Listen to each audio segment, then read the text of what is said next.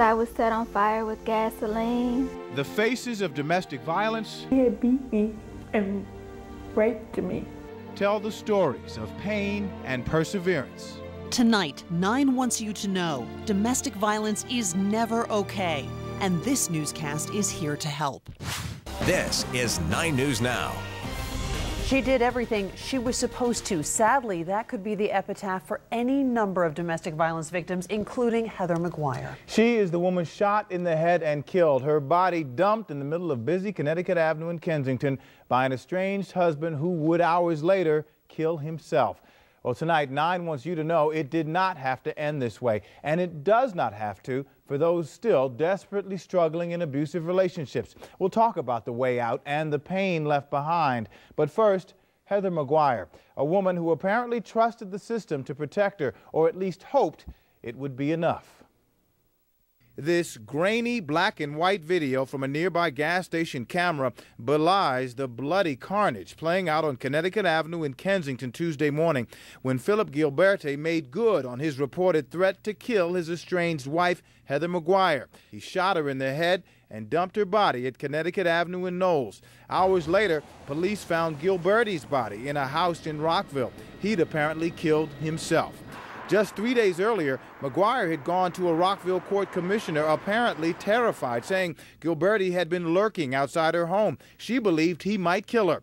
Authorities stepped in. They arrested Gilberti twice over the weekend for violating a protective order. But each time he got out, the last time the judge releasing him on a $57,000 unsecured bond. The judge who made the ruling in this case is a good judge. He is a good judge. Unfortunately, it's come to my attention that apparently the computers in the courtroom were down, so some of the criminal history of this guy was not available. Gilberti's criminal history stretches back decades. Assault, drugs, steroids, 7 years in a Nevada prison for trying to kill another girlfriend. And tonight, our Bruce LeShan asked the critical question. Did the system fail Heather McGuire? I will say that Heather McGuire did everything she needed to do. 1 in 4 women in this country have experienced severe physical violence from their partner. That's according to the CDC. And there is no way to ignore this next statistic. Women who leave their abusers, especially at first, are at 75% greater risk of severe injury or death than those who stay. So the crucial question is, how does a woman get out, but in a way that keeps her safe? For that, we got some straight answers and advice from TV's Dr. Phil. Earlier this year, I had a chance to sit down with a psychologist at his studios in Los Angeles. He says one of the reasons he launched his talk show 10 years ago was to end the silence that often surrounds domestic violence. There's a right way and a wrong way to get out of a violent relationship. And if you do it the wrong way, you are really at risk. The highest risk you ever have for serious injury or death in a violent relationship are the weeks immediately after you leave that relationship. You don't watch the Dr. Phil show or some other dealing with this and become all empowered and get up in your abuser's face. Say, all right, I'm a strong woman, I'm going to get in his face, you're not ever going to do that to me again. That's a good way to get killed, because there's an imbalance of power there. Men are bigger, they're stronger, we're built different, our musculature is different. You know, a big part of domestic violence is control. And when they feel the control slipping away, they panic, they get frustrated, and so they up the ante. And that's when they're likely to chase you down, find you, hurt you, kill you in some way. Dr. Phil says the best way to leave is with a concrete exit plan. Have a packed suitcase ready, a second set of keys made, and if possible, all vital documents, birth certificates, passports, insurance policies ready to go. But Peg Hexcalo with the District Alliance for Safe Housing, or DASH, says for some, the first step may be realizing you're in an abusive relationship. Because abuse can be so many different things than just physical abuse. It can include intimidation, isolation, economic abuse, using children. So there are a lot of different ways that it manifests. Hexcalo says after you've recognized there is in fact a problem, call and get some help. Contact the police or a safe house. In fact, her organization provides shelter and counseling to women who've left those abusive relationships. Tonight, Gary Nuremberg learned how some of them broke free. In their own apartments with their kids, these survivors of abuse now have hope and memories of the pain. I was unconscious. I ended up, he broke my nose. I had a concussion. Head injuries by hitting, slapping, throwing an ashtray across my face in front of my son. Glass ashtray, throw it across the room and slash my face. He had beat me and raped me so bad that, and my daughter was in the house. She didn't see it, but I know that she heard mommy hollering. She heard mommy saying, stop. He wouldn't.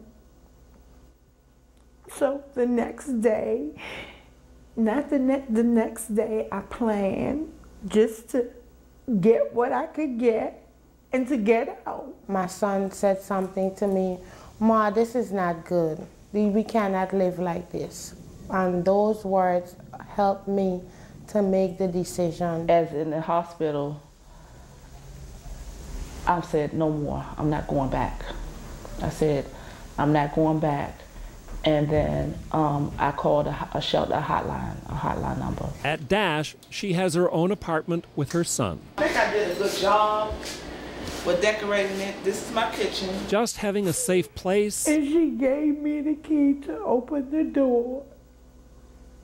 I fell to my knees and kissed the floor because I was just so happy. I felt safe. It was just like a new awakening. I was just so grateful. That's the word. I was just so grateful that it was a place that I could go with my baby and feel safe. But it takes a decision. Try to get that inner strength that is inside. Look around, especially at the kids. Look at the sadness in their eyes. Look at the sadness in the mirror in your eyes and say enough is enough.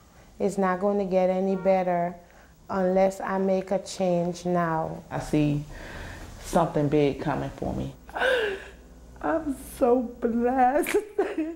These are tears of joy right now. I am so blessed. It's awesome. It's awesome. If you want it, you can get it. It's right here. It's right here. You can get it. With that first step. Gary Nuremberg, 9 News Now. Some very powerful encouragement there. And if you want to see Gary's full interviews with each of those women, log on to WSA9.com. Plus, you'll also find a link to the Dash website, which has some tests you can take to determine if you are the victim of abuse. Because remember, not all of it is physical. Just go to WSA9.com. Anita. Joining me now, Derek, is Yvette Cade, a survivor of a vicious attack by her abusive husband 7 years ago when he cornered you, poured gasoline on you, set you on fire, 60% of your body burned. Also joining us is your adult daughter, Champagne. Thank you for being here, ladies. Thank you. You tried to use protective orders, but it wasn't enough. It was not enough. Getting a protective order is only a piece of paper. At that point, you are really in danger by the perpetrator. My ex-husband, we were separated for 10 months. And I thought that, you know, things were going to go well and I could get my divorce. But that only set his anxiety and wanted to know what I was doing. It made him very angry. And now you've gone from being a victim to an advocate, and you were telling me earlier, you tell women about getting that support network, letting coworkers know what's going on. What do you tell women who are trying to get out? I tell women that you need to have a plan. You can call the House of Ruth, the National Domestic Violence Hotline, right, and just get all the support that you can. You need to let as many people know around you, on your job, wherever you go and that he knew of, let them know that your life is in danger so they can all be prepared for what may or may not happen. Right, because so many women stay silent and don't tell the people around them about that. Let's talk to you, Champagne. What about the children who go through this and then move on into their adult lives? What advice can you give, having been through this, for those people? You want your children to be able to come and talk to you and have the knowledge and confidence to deal with their emotions and know that you're there in situations like these. And so again, we're talking about what we've been saying all along, is stopping the silence, talking about it, and making sure you have resources for help, not just a piece of paper. Yes, there is a national teen domestic violence hotline for the children to be able to, if they don't feel comfortable talking to their parents, they can reach out to organizations and they'll give them different avenues. Let's hope that many more people do reach out and get out. Thank you, ladies. Thank you. Still ahead tonight, a health alert. There are new guidelines for women on a certain kind of cancer screening. Plus, Virginia Tech found guilty of negligence in the 2007 school shootings. We have reaction. And is the Washington Monument sinking? Why the government wants to know. That's coming up. And I'm meteorologist Topper Shutt. 81 today, not a record high, but more like June. Here's your wake-up weather. Another mild start. Temperatures 48 to 58 at 5 o'clock, 48 to 56 at 7 o'clock, and really jumping by 9, 55 to 65. It's another warm start. We'll come back. We'll talk about the prospect of breaking record highs tomorrow and tell you about a celestial treat you could see tonight.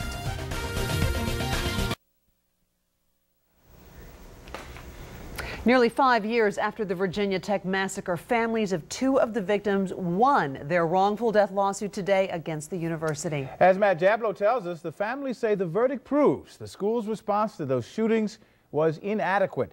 Virginia Tech administrators, however, continue to insist otherwise. And award him damages in the sum of $4 million with interest from non-applicable. It was a release of emotions several years in the making. After an 8-day trial and 3 hours of deliberations, a jury awarded the families of 2 slain Virginia Tech students $4 million apiece. The wrongful death lawsuit was brought against Virginia Tech by the families of Erin Peterson, a Chantilly resident who was a freshman at the time of the shootings. She couldn't speak anymore, so we had to do it. And Julia Pride, who was a 23-year-old graduate student from New Jersey. Certainly was an end of a long process for us. Most of the families of the massacre's 30 other murder victims agreed to an $11 million settlement reached back in 2008.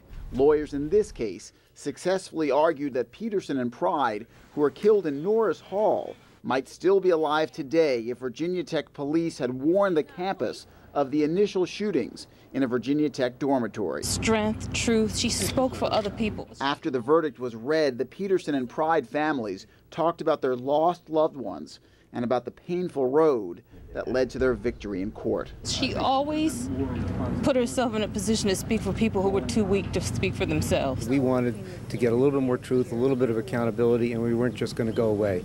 And so we came here, and so this is what happened. Despite the verdict, Virginia Tech continued to insist that neither campus police nor school administrators were negligent the day of the shootings. In a statement, a university spokesman said, quote, "The heinous crimes committed by Sung Wee Jo were an unprecedented act of violence that no one could have foreseen." Immediately after the verdict, the state of Virginia filed a motion to reduce the $8 million award, citing state law in Virginia that caps awards in wrongful death lawsuits against the state at $100,000 per case unless the governor agrees to waive the cap. Derek? We'll wonder what Governor McDonald will do. Thank you, Matt. Well, the district's Office of Campaign Finance has launched what it calls a random and routine audit of Councilmember Vincent Orange's 2011 campaign. Now this, as Orange is dealing with questions about campaign contributions linked to D.C. businessman Jeff Thompson. Thompson has contracts with City Hall worth hundreds of millions of dollars, and he's also a major campaign donor to just about every single D.C. council member. The FBI and IRS recently raided Thompson's home and office, and sources tell us a handful of D.C. council members have gotten federal subpoenas in connection with an investigation into possible campaign irregularities. Officials at D.C. St. Elizabeth's Mental Hospital say a Georgetown man charged with killing his wife may be faking mental illness. However, doctors want more time to evaluate him. We're talking about Albrecht Muth. He's the man accused of killing his 91-year-old wife, Viola Droth. Last month, a judge ruled that Muth is temporarily mentally incompetent to stand trial. In tonight's Health Alert, a government task force is releasing new guidelines for cervical cancer screening. It recommends healthy women between the ages of 21 and 65 only need to have a Pap test every 3 years, not every year. Plus, women ages 30 and older can extend screening to once every 5 years if they undergo the HPV test at the same time as the Pap and the HPV is negative. Doctors say overscreening is leading to unnecessary procedures and biopsies that can increase complications later in pregnancy. It is as effective in reducing cancer deaths as annual screening, but we have substantially less false positive tests. If she really believes that this is okay for me and this is what's best and then I'll be safe screening every 3 years, then I would go with that. And we need to point out this is screening with cervical cancer testing with a Pap every 3 years. This does not mean you do not see your gynecologist every year. That is very important. These recommendations were released by the U.S. Preventive Services Task Force. The American Cancer Society and other groups have come on board with similar recommendations. Well, is the Washington Monument sinking or perhaps tilting in the wake of last year's earthquake? That's what a team of government surveyors is trying to figure out. Now, the team's not expecting to find any major changes, but they do say the findings could impact plans for repairing the D.C. landmark. As you'll remember, the monument cracked and crumbled during that 5.8 magnitude quake last August, and it's expected to remain closed to visitors until next year. That's really a bummer. So many people look forward to that. They do say D.C. is a swamp, so it's perfectly possible. It's possible. Yeah. All right, we had 81 today, not a record. But now we have a new date on the cherry blossoms. The new peak has been moved up to the 20th to the 23rd, so get the out-of-town folks here quickly. And we have not said this yet. We should point this out. You can't touch the blossoms or the trees or pull them off or anything. Don't touch them. They'll write you a ticket. They take it pretty seriously. Now let's take a live look outside. Now, if you haven't done this, go outside, look to the west. Naked eye, you'll see Jupiter and Venus very close together, and it looks really quite nice. Quite spectacular. This is our live weather cam brought to you by Michael & Son. I would have showed it to you with a weather cam. You just can't see it with the camera, just like two little dots. But trust me, it's very, very spectacular. Winds out of the south at 7. Pressure rising, 30.19 inches of mercury. And look at that temperature, 66 still downtown at 11 o'clock in mid-March. That's a little weird. All right, here's the deal. You're going to need shades tomorrow, but no jacket. Going to be plenty warm. Record highs are possible. Record high tomorrow is 81 at National, 82 at Dulles, 82 at BWI. All of those are going to be threatened. More like June. That's when we see temps in the 80s. Afternoon thunderstorm possible tomorrow. Isolated. A much better chance, however, tomorrow night and into Friday. So overnight, clear skies, mild again. 0 to no blankets. 0 to 1 blanket, I guess. 48 to 56 and winds light. And that's a good thing. You know, we had a lot of warm air last week, but we had those strong winds with it. That's not the case tomorrow. Mostly sunny in the morning. Grab your shades, 50s and 60s with light winds. And then even in the afternoon with temperatures in the low to mid 80s, winds only out of the southwest at 10. That's a pretty nice day. Partly cloudy, even warmer. Yes, we'll keep the chance of a shower or a thunderstorm in. They'll be few and far between, and primarily west of I-81 and particularly in the mountains. High temps tomorrow, 83 downtown, 83 in Arlington, 81 in Reston. These may be low too. 80 in Leesburg and Manassas. Clouds come in there a little bit quicker, but 83 in College Park, low 80s in Bowie, and low 80s down into southern Maryland into Charles County. So let's go ahead and break it down for you. To start, we're looking at 52 to 60 with generally clear skies. By noon, some areas will be over 80. 76 to 81 by noon. By evening, 78 to 84. An isolated shower or a thunderstorm is possible. Now, the next 3 days, a much better chance of showers and storms on Friday. We, get docked a little bit in terms of temperatures, but still 74. Saturday, SunTrust Rock and Roll Marathon, fantastic. A slight chance of a shower in the morning and evening, but I tell you what, should not affect anything. 74 degrees. If you're running the race, it'll be in the upper 50s and low 60s during the race. Now, the next 7 days, we stay pretty warm. I mean, generally in the 70s. We're looking at temperatures low to mid 70s as we get into the weekend. We'll keep Sunday dry, a little bit cooler than mid 70s on Monday, maybe a shower. Spring officially arrives on Tuesday. Of course, seems like it was here in February. 76 and then 76, maybe a shower on Wednesday. So blossoms are going to, everything's popping like crazy right now. The next week's going to be crazy. I can feel it in my allergies too. Yeah, pollen is high. Good point. Yeah, all right. Kristen Brissett's up next with sports. We'll see you then. 9 Sports with Kristen Versette, the best sports in town. The expectations for Georgetown this year weren't very high, with the roster stocked mostly of freshmen and sophomores. But the Hoyas defied critics, finishing 5th in the conference, and are going dancing for the 6th time in the last 8 years. As a number 3 seed in the Midwest region, the Hoyas will face 14th seeded Belmont on Friday. JT3 and the gang loaded their gear and themselves onto a bus this afternoon to begin their journey to Columbus. Despite their numerous appearances in the NCAA tournament in the past, the Hoyas haven't had much success getting upset in the first round the last 2 years. So emotions were running high as the team left D.C. It's a lot of emotions. You know, we try to put them to the side and not really think about it too much. But, you know, when we step on that court, it definitely, plays a part, and the intensity level goes up just that much higher. This season's, starting to wind down. The last time I'll be playing college basketball. But I try not to think about it. I try to, focus on the game. The Georgetown, or as I said, the Hoyas will play at 3 this Friday in Columbus. That game will be broadcast on True TV. You can go to WSA9.com to find out where to tune in. Dave Owens will be live from Columbus starting tomorrow. NCAA hoops action tonight. Pat Knight and the Lamar Cardinals taking on Vermont. Catamounts freshman For McGlynn was on fire. For hits the three-pointer. He had 18 points off the bench as Vermont advances to play North Carolina. The Redskins, Topper laughs.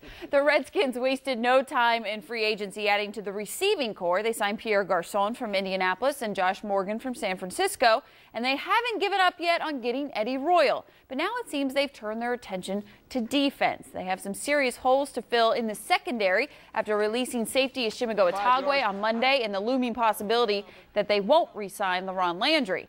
Today, the Redskins hosted Chicago Bears safety and 2-time Pro Bowler Brandon Merriweather, and are expected to host cornerback Aaron Ross from the New York Giants on Friday. Ross finished last season with 4 interceptions and 60 tackles.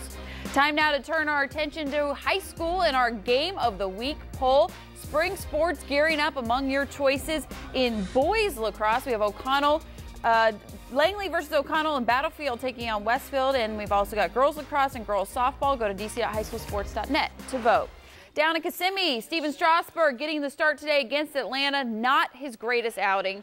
3 runs already given up. Jason Hayward takes another. That's the Braves' 2nd home run of the day off the almighty righty, and the Nats lose 6-5. So not the greatest day for Strasburg, but he'll rebound. He'll pick it up. We'll be right back. Don't forget, WUSA is your home for this year's SunTrust Rock and Roll Marathon. The race is Saturday, March 17th, takes runners through all 4 quadrants of D.C. Andrea Roan and Mike Heideck anchor our live coverage, 8 a.m. to 11 a.m. You want to know more? Get to the website, WUSA9.com. Good night, everybody.